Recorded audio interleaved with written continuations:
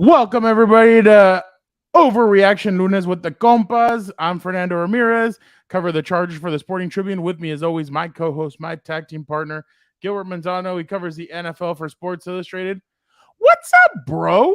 What's up, Fernando? You know what's up? The Chargers, first win of the year. And I told people a week ago, whew, take a breath, and things are fine, right? I don't know if all things are fine. Just for a week, It, just feel, for a week. it feels like that one thing where they say, but at what cost? Yeah, that's true. Yeah, you're So 100% right. definitely, yeah, exactly. But obviously the big news coming out of the Chargers ended up winning 28-24. Some crazy stuff happened in the fourth quarter, but the Chargers get their first victory of the season. But the big news out of today, according to Ian Rappaport, was that Mike Williams has a torn ACL and he will be out for the rest of the year. Obviously, we will be talking to Brandon Staley in about 50 minutes, so we'll get more from him and see what he has to say.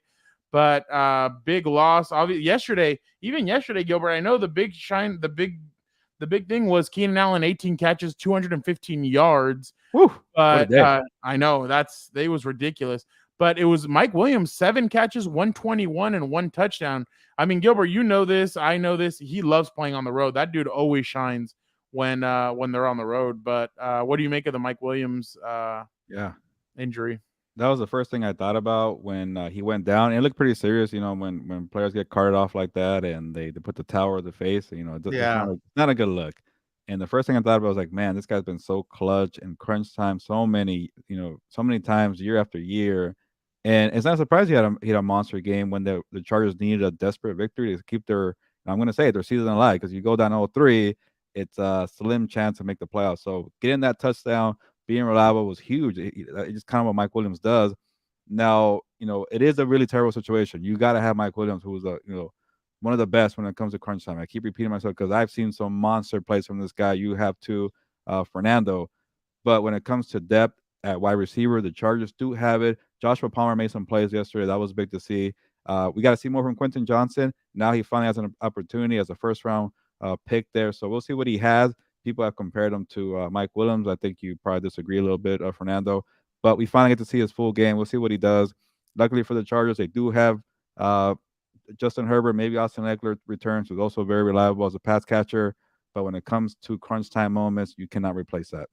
No, you really can, especially because of everything that Mike Williams represents. I mean, everybody was excited this year because you had Mike Williams, you had Keenan Allen, you had guys that could that you knew were gonna be big time. These guys, they've been in it for a long time. And I know Mike Williams, when he first came in 2017, he had the back injury. People were calling him a bust. People were saying, "Oh, you know what? He might not be able to hack it." Then year 2, he goes out there and he shines. He does really well, and he's just grown little by little from there to now. But yeah, it's like you said, Quentin Johnston is going to be the guy that's going to have to step up. Gilbert, right now, Johnston has only played 22% of the snaps for the Chargers, and I understand they're bringing him up slowly. They're doing that, but at the same time, it's like now you trial by fire. Remember, we asked him when we had him on the show, like, do you kind of learn more by trial by fire, or how do you learn? He's like, yeah, that's the best way to learn. And now it's gonna be okay. What do you got? Because I remember, and I don't know if Keenan is gonna, Keenan's kind of touched on this, but when Keenan came in, he was in the same boat right now as Quentin Johnston. It took an injury for Keenan Allen to get recognized, to be out there, to show what he's got. Maybe for Quentin Johnston, and I don't condone the injury or anything, because Mike is a great guy. He's always available in the locker room. He's just, and always smiling. He's such a great guy and everything. But I mean, who knows? Maybe this is what jumpstarts Quentin Johnston. But it definitely is a hit. And like you said, Josh Palmer, obviously, he had the fumble yesterday, but at the same time, he also had that touchdown where I think Justin threw it way too hard for Evans to even try and keep it in his oven mitts. But definitely this is a blow for the Chargers, especially because of everything that Mike Williams has been for them, and he's been a consistent piece for them for the last few years. I know he's had some injuries, but he has been when he's on the field, he is very consistent, and especially on the road. Yeah, before I want to highlight the game too, Fernando, real Yeah, quick, yeah. but I want to say hello to Kay. Hi everyone. Shout out to her for being the first comment here. So don't be shy, people. Always ask questions or just give us your takeaway too as well. We like to share that and have a different point of view because I know everybody watches football. We're all experts as well. So I appreciate the engagement and hello, Kay. And yeah, let's get to that chaotic game because they are going to need Quentin Johnson moving forward. They do have that one victory. That was big. I'm sure a lot of Chargers fans were sweating that out because that was a chaotic scene. It was a slow start at first, it felt like. And then the Vikings did a couple of favors, had the fumble of TJ Hawkinson there. You know, the Staley defense, by the way, was, they were pretty bad the first two games, but they elevated to a bend, don't break approach, which is can Yeah. take that at this point, right? A fourth and goal stop was pretty huge. Kenneth Murray just being at the I get it. It was a tip pass, interception. You got a lot of lucky breaks there. But for Kenneth Murray to get that, catch that ball, be in the right spot, and with all the struggles he's been going through, that's got to be big for his confidence and his mental psyche. Like, man, I stepped up. I was there when the team needed us the most. So that was what, first down, second down for round. They could have still had cracks at it. So that was big for Murray there. So we could You know why he got it, right? Uh, He went with the there? 5 rules of dodgeball: dodge, duck, dip, dive, and dodge. And he had to like get under it too, so that was pretty impressive. No, and that's in having a security. No, he did a great job going in there. But Nick Neiman was the one that kind of went in there and kind of tipped it. Tip. So shout out to Nick. I thought Alohi Gilman was going to put his stamp on that game because he had a fumble recovery. He almost had, he ripped the football out of Hawkinson's hands. He almost did it to Madison, but then the referee say, "Oh, we blew it dead." Like as soon as they engaged, they blew it dead, and I was like, "Whoa!" I was like, "What?" I have not seen that was really weird. That happen. Yeah. So, but he had gotten in there for that fumble too. So, I definitely agree with you. For the Vikings on the season, they would have had that one. They've been crazy. Yeah, they've been really bad when it comes to fumbles, and that's what happened yesterday too. I mean, on both sides, the Chargers fumbled, Josh Palmer fumbled, and one of those Herbert had fumbled, but he jumped right back on it. But Gilbert, not just the Sean Smith always robbing the Chargers. Oh, you know what's funny? Sean Smith, I think, was the referee that was the referee for the Jacksonville Jaguars game last year. Yeah. So I saw somebody post a picture of him and Joey Bosa kind of getting into it, and I was like, oh yeah. So he's not. He just confirmed. GB just confirmed that it was a Jags game, but I want to highlight Justin Herbert for a moment. Yeah. And last week there was questions: is he clutch? Is he still that guy? Is he this? Is he that? Justin Herbert just showed you that Gilbert, he threw the ball 47 times and completed 40 passes. That is ridiculous. Or 406, right? Or something like that. Yeah, 405, 3 touchdowns. Gilbert, this guy hasn't turned the ball over at all this season so far. That's 3 games against Miami, against Tennessee. And you know how hard it is to go into Tennessee and play well. Yeah. And then now Minnesota. And I know Minnesota, people are going to say stuff about Minnesota, but Brian Flores isn't a slouch. And the way that they were attacking Justin Herbert, I think they blitzed 84% of the time. 6 or 7 guys in his face pretty much every play.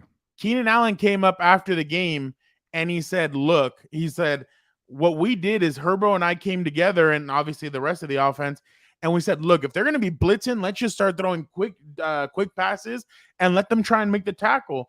And that's what they did. And they started dumping it off to Keenan. They started doing all this stuff, and Keenan was getting loose and everything. Keenan even got to show off the arm a little bit with that. Yeah, exactly. Oh my God. Remember they did that 2 years ago against the Chiefs, and he wasn't able to complete it because he had too much pressure. But I was glad they were able to complete it this time because it was fun to see that. And then after Justin was asked about it, and he's like, he had good form on that one, and he was able to complete the pass. So I thought it was a really good pass. But definitely, I think Justin Herbert deserves a lot of praise for the way he's played these first 3 games. He's taking care of the football. He's basically doing everything that your boy Dak Prescott said he was going to do. So I was definitely impressed with Justin Herbert and the way he's played. But Julian, real quick, I'll let you. You know what? I'll let you. Yeah, after that, you can answer this. You're probably more equipped to answer this one, but I just want to go with Herbert's performance because I get it. When you're the quarterback, you get a lot of pressure and a lot of attention. Like the people point the finger at you. If you have a great game, if you don't come up clutch on the last drive, you're gonna get the blame. And when it came to overtime in week 2 against the Titans, he missed a couple of throws, and he got the blame for that because at that point you're making $50 million, you got to carry the team. He carried the team, him and Keenan Allen in week 3, reminding people, hey, I'm still that guy. And what he did, those are not ordinary numbers. That was a special day. 7 incompletions, 40 or 47, no turnovers like you said, Fernando, and yeah, Keenan got the crazy records of 18 receptions, 215 yards, which is a monster day. But he was spreading the ball around again. Mike Williams, Joshua Palmer, and he didn't have Austin Eckler either. That's another part that's pretty impressive. So for him to step up, your biggest players when you really needed it, and I know it's a really early week, like a week 3 must-win situation, but they needed that one. Everybody feels better, and guess what? Now they're playing the Raiders, who look terrible next week, and surprise, surprise, maybe 2-2. So I just want to give Herbert a shout out there for a very impressive performance. That when your team needed you most, you came through and he delivered. Fernando, I don't know about the mobility, but mobility. There you go. I couldn't say it right. I prefer Herbert as a pocket passer, but maybe they want to do more of that. What do you think? Julian, we will get to your question right now. We're just going to answer this one real quick because we are on the Herbert topic. See, with Herbert, look, I'm going to be honest. With the thing that made me nervous about Kellen Moore taking over as the offensive coordinator was the mobility part of it.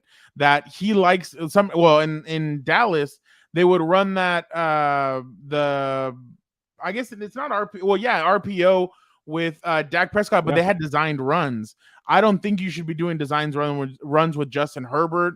I don't think that they should be doing anything like that. But when you're asking me, Omar, I think what you're asking me is him taking off and running in certain situations instead of like throwing away the ball or stuff like that.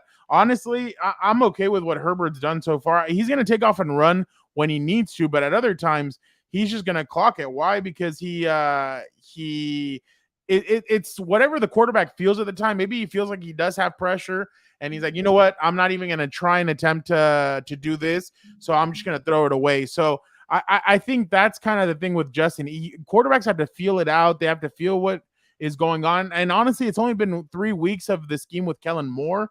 So I definitely think that the more and more that they keep on going, he'll feel more comfortable and maybe take off running. He's done it before in the past. The thing is that obviously you don't want to risk yourself or get injured or anything like that. But I understand where you're coming from with that. So that's just my take on it. I think that I don't think that they're going to have those design runs or anything like that, but I'm sure Herbert is going to feel it out more and possibly start taking off and running and extending the play kind of the way he's done in the past. He didn't do much of it last year just because of obviously the rib injury, but he's done it in years past. So I'm sure he'll do that. But Gilbert, Julian is asking, what's your take on the 4th and 1? If you go for it, why not be more creative? See, that was my kind of thing on it, but go ahead. That's definitely fair to say. When you have a 4th and 1, and Joshua Kelly is a bigger back, so maybe he can get that 4th and 1, but it's not Austin Eckler, and it's definitely not Justin Herbert. You're paying this guy a lot of money, and it's been working with Keenan Allen too. I'm sure you could find something creative to get that 1 yard. And sometimes you don't want to overthink it, but sometimes when you get a little more creative, it prevails more than the straight up run up the middle. And then my biggest thing though is just going for it. Why are you going for it in that situation? Because I get it. Brandon Staley believes in his defense, but if you don't get that 4th down, which they didn't, now you're asking a defense that struggled all year to protect 24 yards with the game on the line. The Vikings have the football last, and now you're sweating. You're uncomfortable on the sideline, thinking like, "Oh no, here we go again." So that was an uneasy feeling for everybody, but it worked out because getting that takeaway, that interception from Kenneth Murray and Nick Niemann doing the tip there, definitely worked out for everybody. Is that you could put that one in a bit, but that's funny. But getting that takeaway and doing that red zone stand twice, they had a 4th and go, and then that one, it brings everybody like, okay, we could do it. Sometimes we give a couple touchdowns, bend don't break. Just Fernando, they had pressure. You were right on Thule, by the way. That guy's a stud. He has a couple highlight plays on Sunday, and Bosa was getting pressure. Everybody's getting pressure. When you get pressure and you get takeaways, that defense could withstand a couple touchdowns. That creates opportunities for everybody all around. That's what they did. But that was really gutsy. That was throwback Staley from 2021. We haven't seen it in a while. I get it. I like that Staley though. I do, and it just didn't feel like the right time or the right game. Like you're like say next week after you start your defense doing what they did in Minnesota, you have more confidence in the defense. Maybe you have Austin Eckler in the game. Maybe you feel better about it. But if just a little reckless, I feel like kind of compares to the the week 18 in Las Vegas, right? Like you mentioned, the 4th and 1 from his own 20-something yard line. That was Yeah. Austin Eckler on the 4th and 1, right? Yep. So Yep. Yep. that cost them. This one didn't. So it worked out. Everybody, again, relax. But I didn't like that either as well. But they got the job done, and there was improvements there. And credit to Staley, he benched J.C. Jackson, and it kind of worked out because it wasn't a little bit of it wasn't. I don't think it was a total subtraction. It was addition by subtraction, but it kind of sent a message saying, "Hey, I don't care how much money you make. If you're not producing, I'm gonna bench you." Yeah, no, I completely agree. We'll get into JC Jackson right now, but Julian, just my quick take. I'm with you. I thought they should have been more creative. I thought they couldn't stop Herbert. They couldn't stop Justin Herbert. Why not just put it in his hands and go for it? Some people said quarterback sneak. I wouldn't have done a quarterback sneak, especially the way that that offensive line kind of parted like the Red Sea in one of those. If you guys noticed, Donald Parham didn't have a good block on that play. So the guy would just shot right in and grab Justin, and you don't want to risk an injury. So, but I would have done something more where you spread them out or do something else. Play action, I definitely wouldn't have done because I think they would have swarmed Justin right away. So yeah, be more creative, do a little bit more to maybe try and get somebody in there. Does But Jorge just jump on to disagree with everything I had to say? Shout out to Jorge, by the way. Jorge is a good dude. Yeah, no, he said it was the right time to do that. Didn't like the play call. Yeah, I didn't like the play call either, just because I understand maybe you're trying to take him by surprise, but you rushed the ball yesterday. Joshua Kelly had 11 rushes for 12 yards. That's a 1.1 average. It just wasn't a good day running the football. I wouldn't have done it, but that's what they decided to do. But it was kind of like the Cleveland game last year too, Gilbert, where he decided to go for it in Cleveland. They passed it to Mike Williams. He didn't get the first down.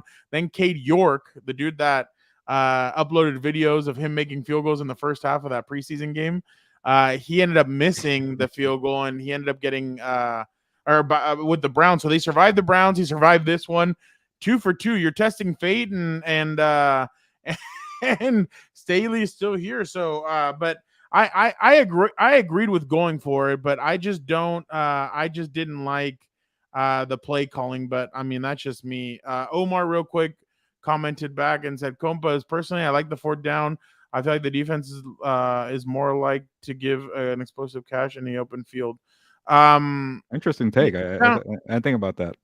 Yeah, that's true too. Smaller, sample size of field there, and maybe they do better with that. Maybe they are a better red zone defense than a full defense.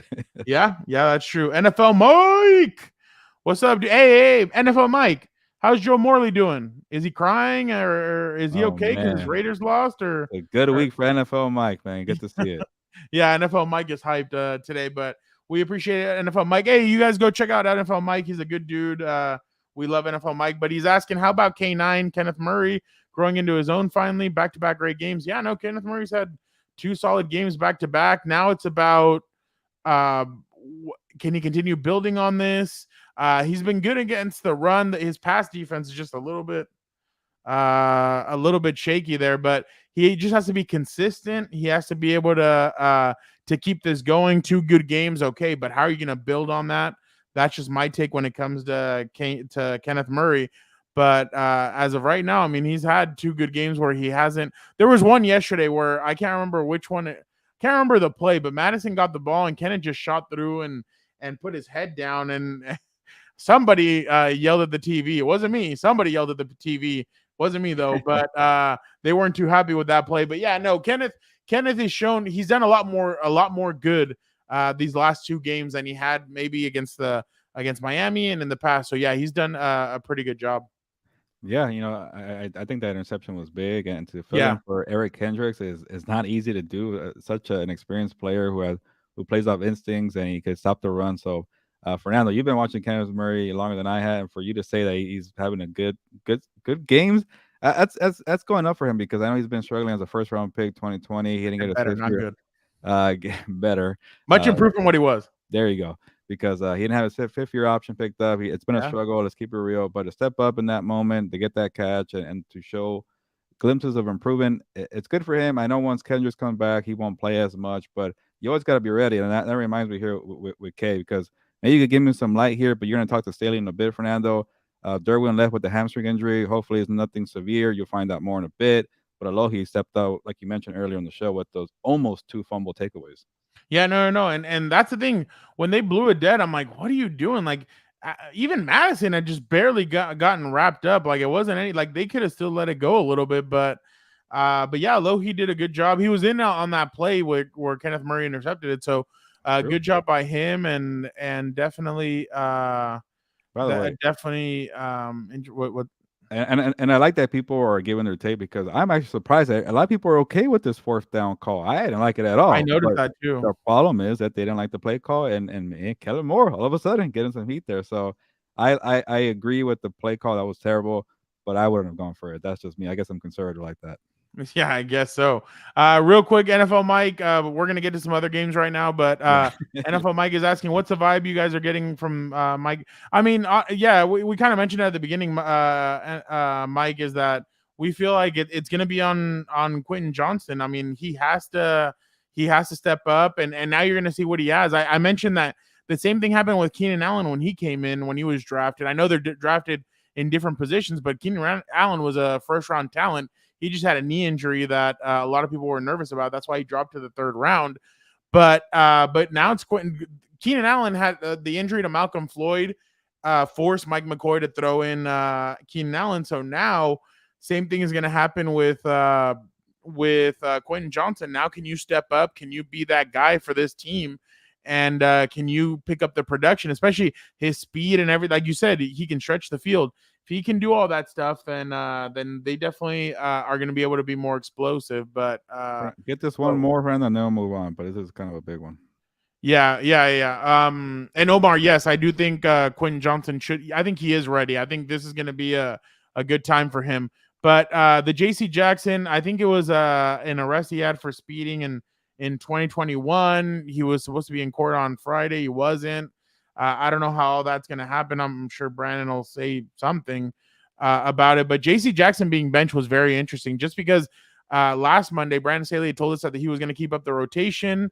He was Jorge's going with Sandlot quote. Or well, no, that's not the Sandlot. Never mind. My bad.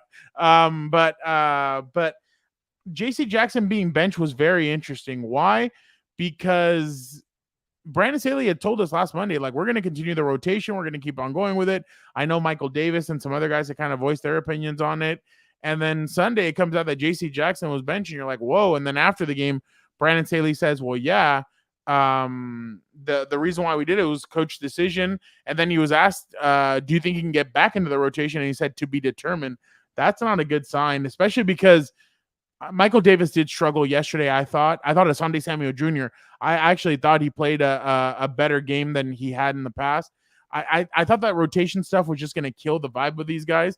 I thought Asante had a pretty. I saw PFF had him as the highest graded Charger from yesterday, but he had a couple of good passes defended. He almost had a pick. Yeah, Jorge. I was thinking about the Sandlot. Yeah, your heroes get remembered, but legends never die. Exactly. I was thinking of that. But yeah, I just and JB is asking front office about to get out of the JC contract. I don't think you can get out of the JC contract. I think it's after the 3rd year you can get out of it and be fine.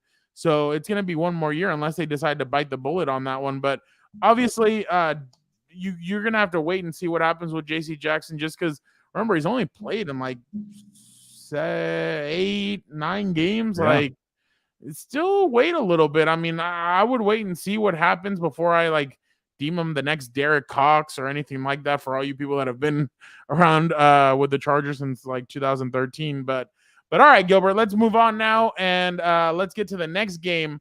Oh, yes, Gilbert deems the Cowboys America's team. The best team. You're jumping the gun. I know you want to get to me and talk trash, but this is their year. Second, the Dolphins. All right. We'll not get yet. All right, not yet then. Man, but stick around, Chargers fans, for some stick around. We got some good stuff coming up. The Dolphins I know Charger fans will hang around for this one because they love to see the Denver Broncos get beaten, but this is beaten down. This was terrible. 70-20, Gilbert. I mean, they just, and the Broncos had shown some fight early in the game. They were only down 14-7, and all of a sudden it unraveled. Mike McDaniel really is looking like what Dan and Dago said. He looks like he's the real deal. What do you think about this and this game? Man, I was just shocked to see the final total point stat line. Like 70 Oh, it was a points is basketball game. yeah, it was 70 points is insane, but to get over 700 total yards was also very absurd and wild. Like I never thought I was going to see this in an NFL game in my lifetime. Like I mentioned earlier, it's like a college, like a small time college program. Yeah. Getting to go play in the big house in Michigan and Week 3, or getting to go play Ohio State or whatever it is, USC, and you get crushed by 50 points. For this to happen to Russell Wilson and Sean Payton, two guys who won the Super Bowl, who have a lot of pride, and get crushed like that, Three. it's a bad look overall. And Fernando, the way I'll say this for the Dolphins, man, I wasn't ready to call them a juggernaut. You know, I could say they were the best offense a week ago. Yeah, I'm no problem with that. But to be like a special offense, I wasn't ready till this 70-point burger they just dropped on the Broncos, because now they could do it with Tua's arm, and I really like the running backs. They really go ahead. Oh, although we need Sean Payton Yeah. to coach the Chargers gang. They Yeah. disappeared all of a sudden. Yeah, even Nathaniel Hackett is looking like a better candidate right now. So he like seeing Sean Payton like get mad at that reporter. I'm like, dude, just take it. Like, take it on the chin. Who Oh, cares? I didn't see that. What did he say? Yeah, a reporter was like, yeah, man, it's a very historic, loss here. And he's like, what's the question? I'm aware. What's the question? And he's like giving more like stats, like, yeah, they lose by 70. I think at that point he's trying to annoy him a little bit. What's the question? He's like, next question. So I'm like, dude, like when you got dropped by 50 points like that, be a little more patient and just be like, you know what? Out like Deion Sanders, man, we got our butts whooped here. What are the questions? And then you kind of show your team, hey, we're gonna live to fight another day. I don't know what's going on with the Broncos there, but to my point with the Dolphins is when they got the running back, A-Chain, the rookie, and Raheem Mostert to ball out like that for a combined 300 rushing yards, now they can run the football, throw the football, a lot of explosive playmakers. Who's gonna stop this Dolphins juggernaut? I'm gonna keep saying it, Fernando. And the way I see it, there's two things you got to do to at least have a chance. Go blow for blow, like the Chargers did in Week 1, or have a good defense like the Patriots. If you have neither, like the Broncos, good luck, leave. Yeah, exactly. And NFL Mike said it right here. The top 5 recorded speeds this year are Mostert, Hill, I had it earlier. Yeah, you did. There you go. Achin. Waddle. I had it 2 minutes ago. And Chosen Anderson. Jesus. What the intern on the relay team when fastest team ever? And they are pretty. They're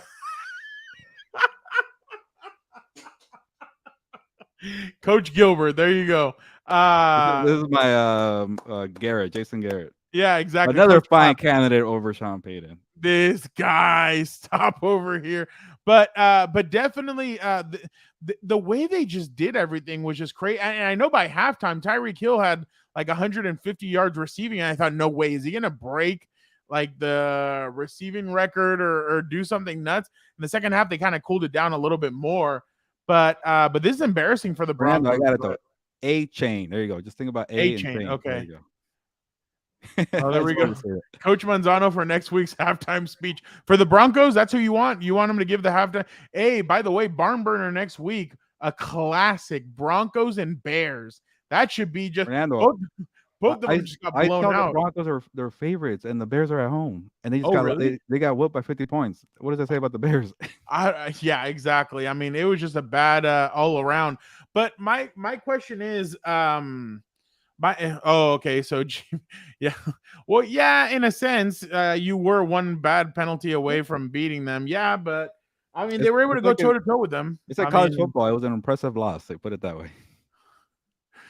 It could be much worse. Dolphins coach had mercy on the donkeys. Oh my God, you guys are ruthless. Hey, shout out Mike McDaniel, man. Exactly. Did you see that picture of him, by the way, with from when he was in the ball boy? Ball boy? Yeah. He had like earrings and stuff. It was hilarious. By the Imagine way, being the ball boy and then getting a whoop later by 50 somebody points. posted, this is the coach that everybody expected the Broncos to sign Sean Payton. The real Sean Payton that they signed, and it was a picture of Kevin James with the New Orleans Saints Yeah. gear. That But yeah, when you're playing the Miami Dolphins, expect a track meet, especially when you go down to Miami in the heat, in the humidity. It's gonna be a track meet. You're gonna be there, and it's gonna be a doozy. The one team that I think could go toe for toe with them like this, a team that I think has it on both sides, and I know you're gonna be surprised I'm gonna say this. Same division? The Kansas City Oh, Chiefs. never mind. I was gonna say the Bills, but you're right. No, hell no. No. Well, they Bills play kind of next figured it weekend. out a little bit. They play They each play other. next weekend. Yeah. Yeah. No. The Bills have figured it out. And I completely So understand. you're right. The Chiefs are The pretty Chiefs balanced. defense has been very good. Man, that game in Germany is gonna be. It's in Germany, Gilbert.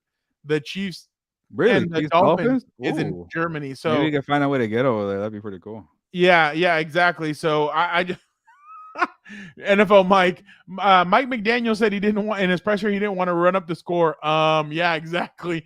It was. It felt like the Belichick Brady, like when they used to put up all these ridiculous numbers on teams, and Bill would come after. Well, we didn't want to embarrass the other team. Let me ask you a question. If it was the other way around, I bet you Sean Payton would definitely go for it. Like, 100%. I don't care. I'll go for the record. 100%. The dude's an egomaniac. 100%. He would have done it. Let's see. With all the injuries this year, if my team is up 50 in the third, we are kneeling. That is hilarious. He would have taken the water boy approach. Remember in the water boy when he's like, "What? Look at my new offense," and he's just kneeling the ball the whole time. NFL and Mike would have done what that did. What he would have said, but yeah, Gilbert, I definitely think Sean Payton would have broken that record 100%. But this is exactly what I've been talking about the whole offseason. And I know I sound like a broken record, and people are like, no, you're just hating on Russell Wilson. I'm not. I just think it's not just Russell Wilson, but Sean Payton, when he got to New Orleans, he was able to construct, do what he needed to do. And they didn't have bad players. They just needed a good coach that would come in and build it. And it wasn't just him, but obviously the GM, Mickey Loomis as well. But it's going to take time for him to do it. But again, when he came into the Broncos already have a lot of money tied into players. It requires a teardown, Fernando. I think we could say it does. Gilbert, Mike McGlinchey, like he gave them one of the highest contracts of all time. Then who was the guard, Powers or something like that? Like, yeah, Ben Powers. Yeah, that guy is not that good. They should have just not paid more money to people, cut people, and just see what happens this year. That would have been the same thing. And now you're stuck with salaries. That's what I would have done. I would have traded everybody not named Patrick Surtain. I would have gotten rid of some guys. Jerry Judy's a guy that I would have gotten rid of. Well, right now they're saying you just named the one guy they probably shouldn't trade. Everybody else I don't really care about. Who? For the Broncos, that was it. Patrick Surtain. Yeah, Patrick Surtain. Do not trade him. Even though I'm sure he's not going to be happy about having to stay in a rebuild. But I would have traded everybody. Well, somebody just tweeted out that the Broncos, and I think he is a reporter, that the Colts have made contact with the Broncos about Jerry Judy. That'd be an interesting trade. Start shipping them, yeah. Yeah, exactly. Rebuild. Try and get. Actually, they have a first round draft pick, don't they? They do. They had an extra one this year from the Bradley Chubb trade. And by the way, they gave up a first round pick for Sean Payton. And they gave up 2 first round picks for Russell Wilson. And that's what GTR Man 909 was saying. Like, people wanted the Chargers to do that trade. Well, yeah, no, now and obviously we have to wait to see what happens. But guys, also Sean Payton knows that he's fine. Like, he's not going to get fired. He's fine.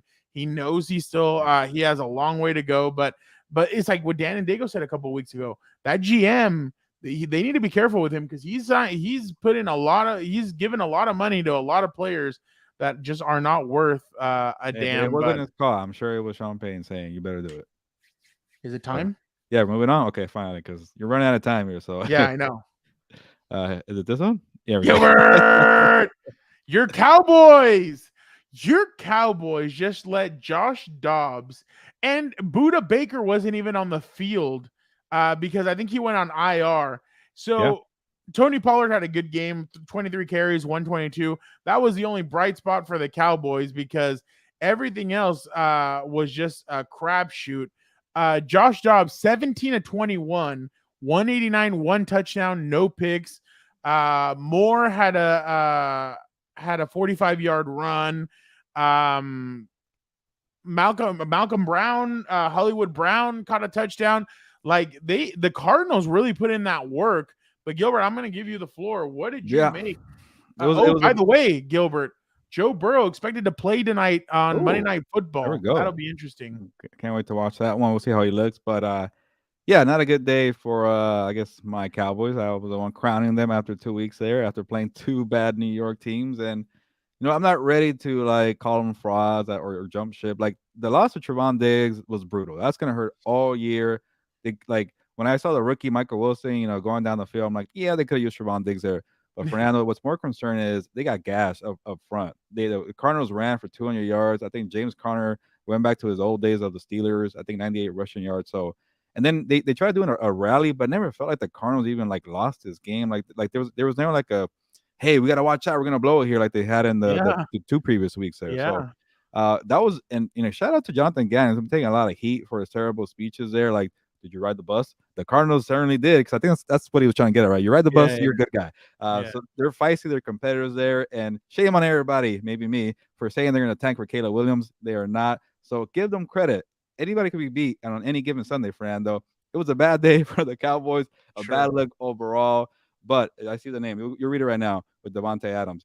But I was reminded after watching that terrible Steelers Raiders game, we'll get to it, that the Cowboys still are in a better spot than everybody else because they have a good defense. Once they figure it out, they have CeeDee Lamb, they have Tony Pollard. It was just a bad day. They'll be fine. I don't know about being like a legit Super Bowl contenders anymore, but they'll be top 4, top 3 in the NFC. So I will tone it down a little bit for you, Fernando. By the way, our boy Gio, the podcaster, Giovanni, he gave a good speech this morning, Gilbert, and he said tonight the Eagles must beat the Tampa Bay Buccaneers. Why? Because the Cowboys lost, the Ooh. Commanders lost. He's like, we need to get up there. We need to do so. And the Giants lost last week, so he's saying that the Eagles need this win tonight. So we'll see if that happens. NFL Mike, Devontae Adams said the Cowboys confirmed. Jerry wants to do his thing this year. Right now, they are about to pounce to be the first available for the superstar at the trade deadline. I don't know, NFL Mike, because the defense is kind of the issue now without Trayvon Diggs there. So I don't know. I mean, I could see. Maybe they trade for What? J.P. Jackson. It is. It is. Oh my God! It is. You're right. It is Jerry Jones. He'll go for the flash. But I think the problem is Dak, and I know people are They didn't throw probably the going to call me CD a hater, yesterday. but That was terrible. Dak is just, and I know he spreads the football around. He does some good things, but then he does some boneheaded things that you're just like, what are you doing? Like, get out of here with all that. So That was a bad interception in the end zone. yeah. And Kaiser, did you see Kaiser White's face? Like Kaiser White's face, like he was jacked for all that. So I definitely think I'd be surprised. I wouldn't be surprised if Jerry Jones did that. But JTR says that Dan Quinn is the DC. The Cowboys have a chance. Yeah, See? but without him, I just think it's going to be tough. But for a minute, Fernando, I thought they were going to be like the 2013 Seahawks with those Dan Quinn days, and it won't be that way. But they were looking pretty nice at first. Yeah. Jorge, you asked about the Texans and the Colts. We're going to get into that on Compas on the Beat, the episode this week. So make sure you check that out. We will be talking about that. The last game that, and to answer this question, yes, the Cowboys are frauds. No, they'll be competitive. They'll be competitive, but the same thing will always happen. They'll get into the playoffs. They'll face the 49ers. 49ers will steamboat them and send them back to Dallas with Jerry Jones. But by the way, Vince McMahon or Kurt Angle said this week that Vince McMahon wants to live to be 120. Wonder if Jerry Jones is on that same diet as Vince McMahon as well, because that guy also seems like one of those. Gilbert, last but not least, the Pittsburgh Steelers hand the Raiders an ugly loss. Only one team has not had a turnover this year. Only one defense this year has not had a turnover, and it's been the Las Vegas Raiders. Gilbert, what were your impressions of that game last? Your faces says I'm it all. I'm still recovering from that terrible game. I had to watch it for work, and I wrote about it, and I was rolling my eyes every time the broadcast was like, this is 1970s football, like the glory days of the Steelers and the Raiders. I'm like, get out of here. Like, these offenses are terrible, Fernando. The good thing for the Steelers, they have a good defense. The Raiders have neither, and they were just really boring to watch here. And it reminded me, I'm like, how do you give us this on prime time after the Dolphins dropped 70 points, man? Like we're watching. Like I want to see 70 points. I don't want to watch fake 1970s football here with the Raiders and the Steelers. It was terrible, and it was just a reminder, Fernando. If you don't have a quarterback in this league, you have no chance. Like even guys like Sam Howell, Desmond Ritter, they came back to earth. Like they're not gonna do anything. Kenny Pickett, Jimmy G trying to just force feed Davante Adams. Good for my fantasy team, but not good for the Raiders. Like you got to spread the ball around, and he was taking a beating from T.J. Watt. Max Crosby was doing his thing with the Raiders, but that's all they have there, Fernando. So Yeah. I don't know what's going like. If the Raiders are in a bad spot, I thought they're going to be better because they at least have those four guys. Or just probably three. I shouldn't count Jimmy G. But Crosby, Devontae Adams, Josh Jacobs. You have guys who are bona fide stars at their positions, but that's all they have. They have no depth here. And by year two, you want to see some kind of depth, right, from your coaching stint with Josh McDaniels.